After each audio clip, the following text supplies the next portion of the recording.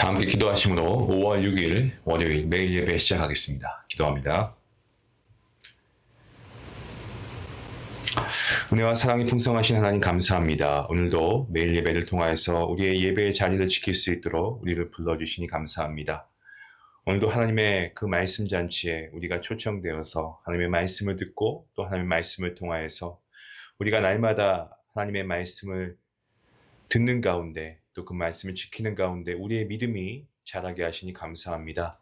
아버지, 오늘 이 예배를 통하여서 주님을 만날 수 있게 하시고 주님의 음성을 듣길 원합니다. 하나님께서 이 시간 우리에게 허락하신 귀한 이 은혜의 시간을 놓치지 않고 우리가 하나님께 예배함으로 날마다 주님을 기쁘시게 하는 주님의 아들과 딸이 될 수 있도록 하나님 은혜 베풀어 주시옵소서. 하나님, 이 시간에도 하나님께서 우리와 함께 하시는 줄 믿습니다. 하나님, 정말 언제 어디서 무엇을 하든지 간에 우리가 하나님의 영광을 위하여 살아야 할 터인데 그러기에 세상의 유혹과 시험이 참으로 많습니다.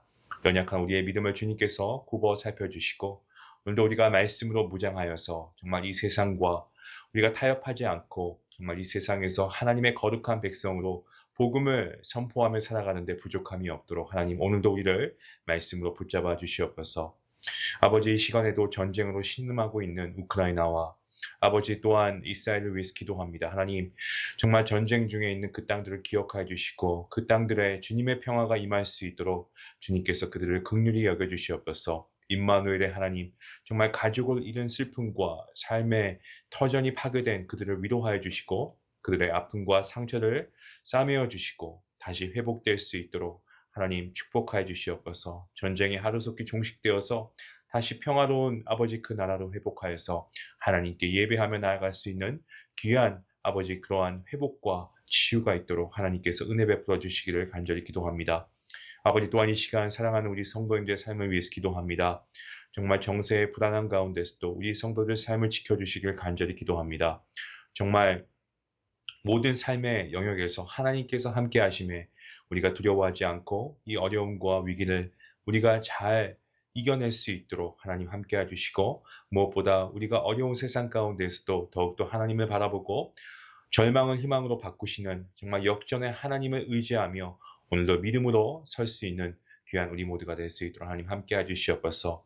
육신이 약하여서 또 질병으로 인하여서 또 회복 가운데 있는 우리 모든 성도님들 한 분 한 분 가운데 하나님께서 능력의 장중의 손으로 일으켜 주시고 세워주시고 치유케 하시고 낫게 하시고 회복케 하시는 놀라우신 은혜가 아버지 모든 이들에게 충만케 허락하여 주시옵소서. 오늘도 말씀 가운데 함께 하실 주님을 기대합니다. 우리의 마음밭이 잘 기경이 되어서 그 말씀을 우리 안에 잘 담을 수 있도록 하나님 함께 하여 주시옵소서. 감사하며 예수님의 이름으로 기도합니다. 아멘. 찬송가 544장 함께 하시겠습니다.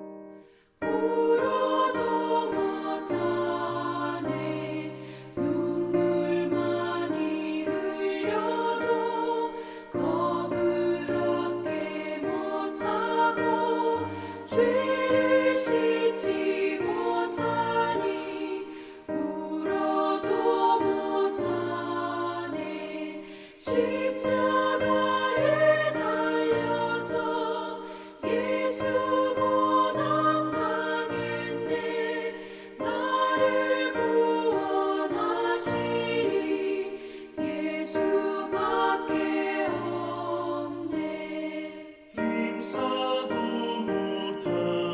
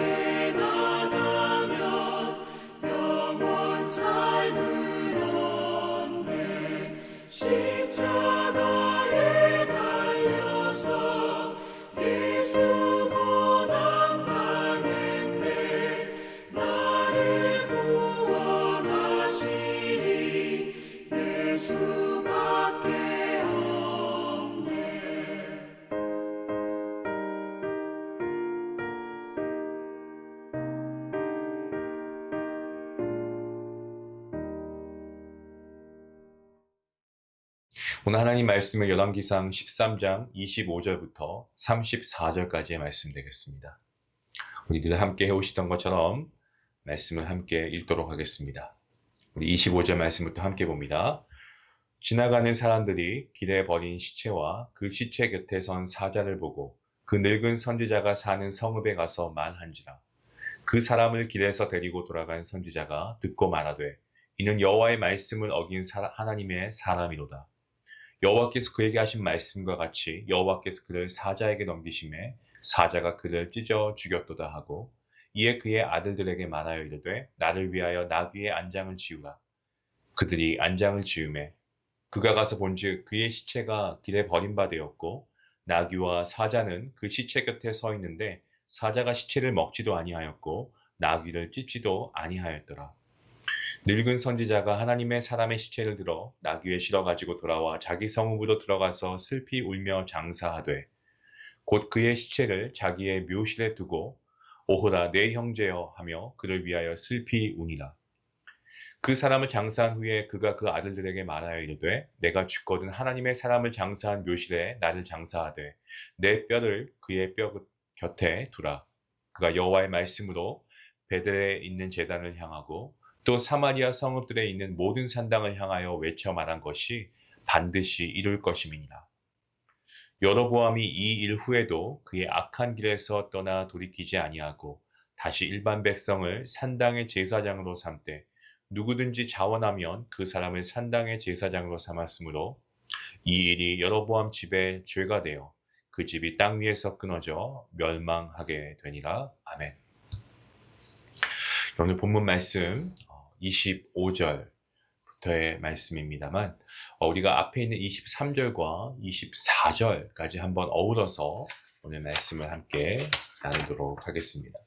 같은 장 13장 23절과 24절 말씀에 이렇게 기록하고 있습니다. 그리고 자기가 데리고 온 선지자가 떡을 먹고 물을 마신 후에 그를 위하여 나귀의 안장을 지우니라. 이에 그 사람이 가더니 사자가 길에서 그를 만나 물어 죽이매 그의 시체가 길에 버림받으니 나귀는 그 곁에 서 있고 사자도 그 시체 곁에 서 있더라.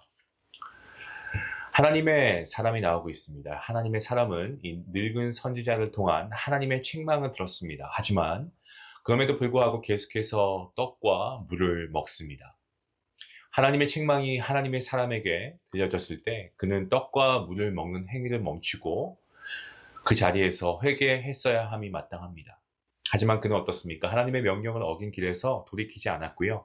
늙은 선지자가 내어주는 나귀를 타고 길을 나섰습니다.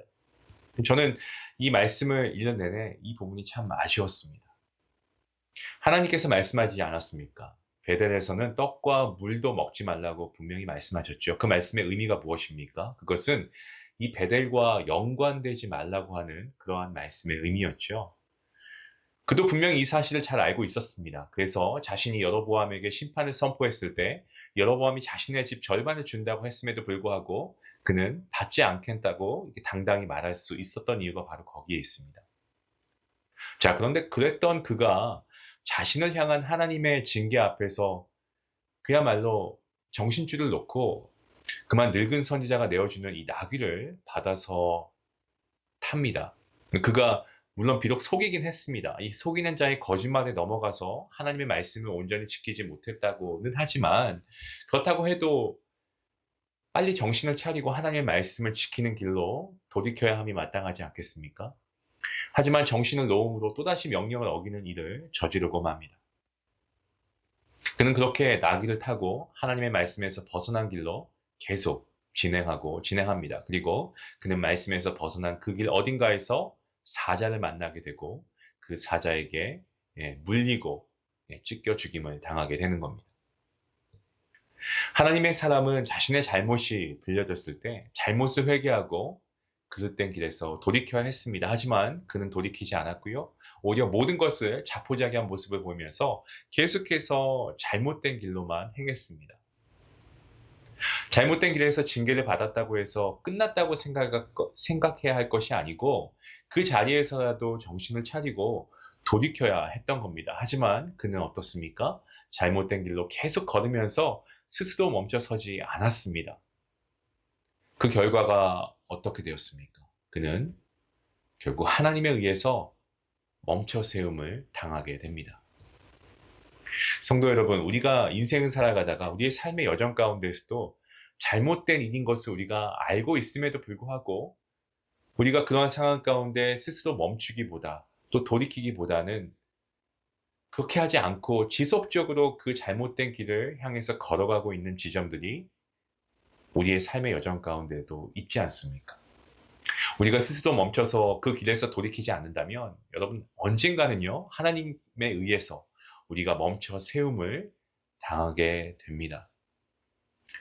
늦었구나, 정말 끝났구나, 이미 틀렸어 라고 생각하지 말고 지금이라도 돌이킬 수 있는 이 은혜가 여러분에게 있기를 먼저 주님의 이름으로 축원합니다.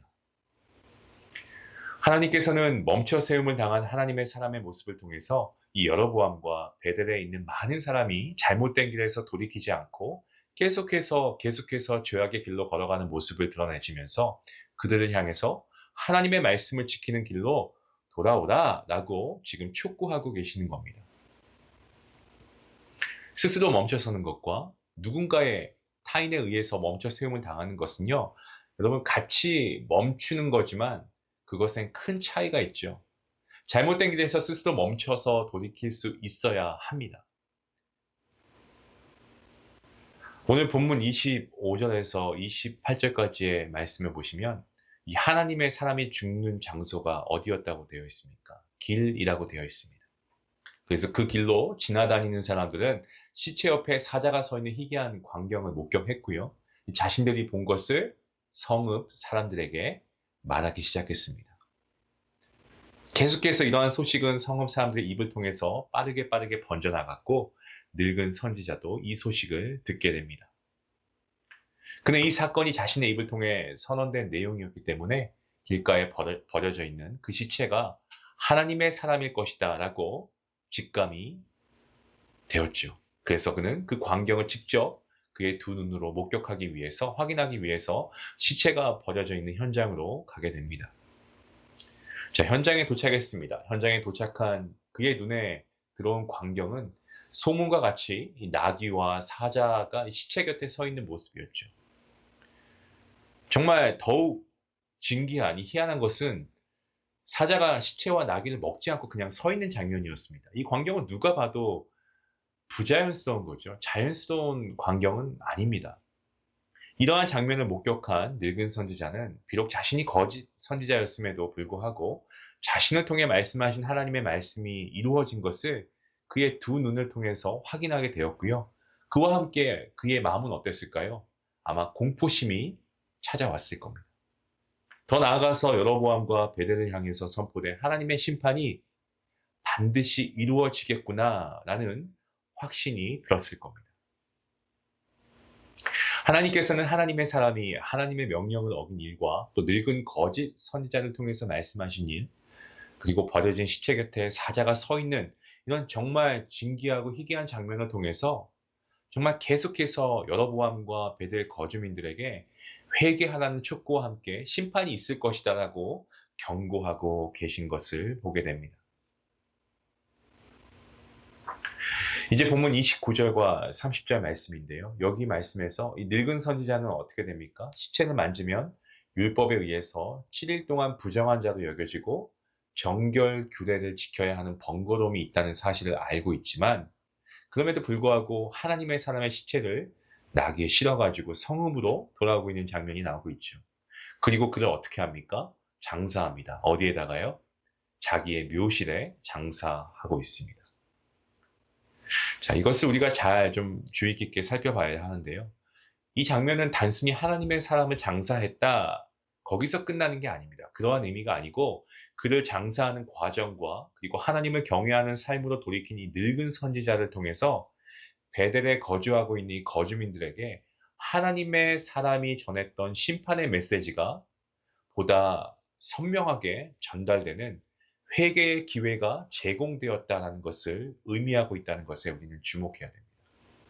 또한 하나님의 사람의 묘가 이 베델에 위치하게 됨으로 인해서 여로보암과 베델을 향한 하나님의 경고가 지속적으로 보여지고 또 회자되는 것을 의미하고 있습니다.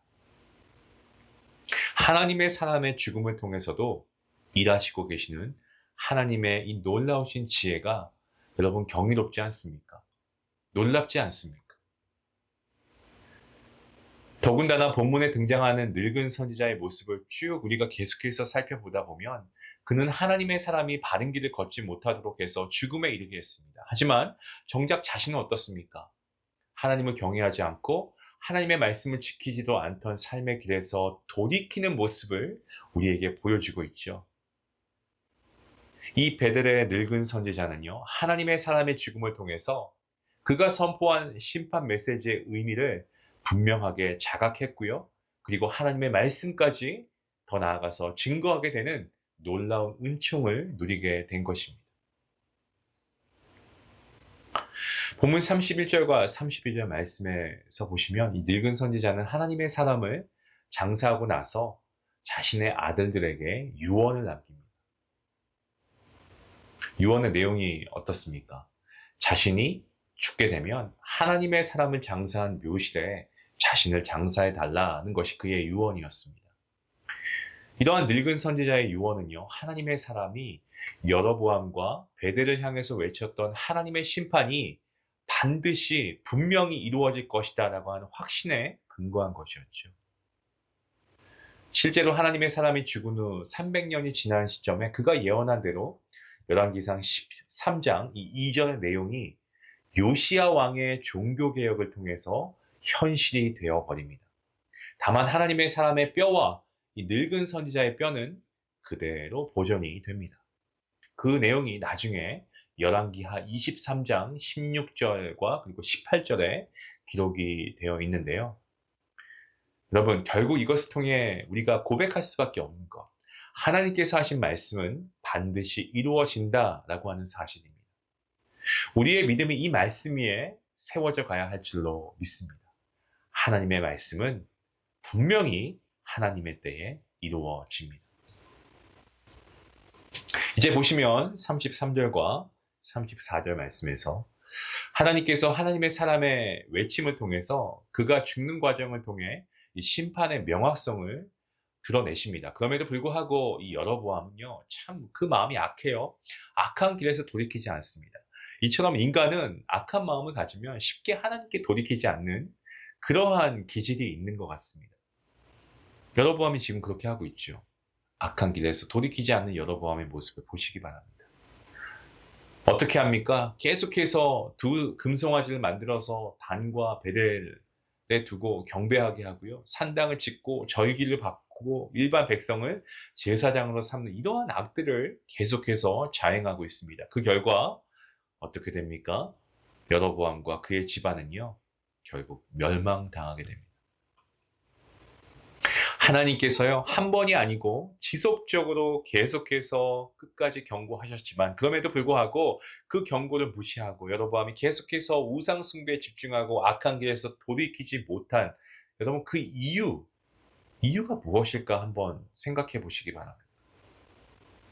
그것은 하나님의 말씀보다요, 그가 지금 왕이라고 하는 이 왕의 타이틀, 이 왕의 자리를 지키기 위한 일에 더 집중했기 때문에 그렇습니다. 여로보암에게 왕자를 주신 분이 누굽니까?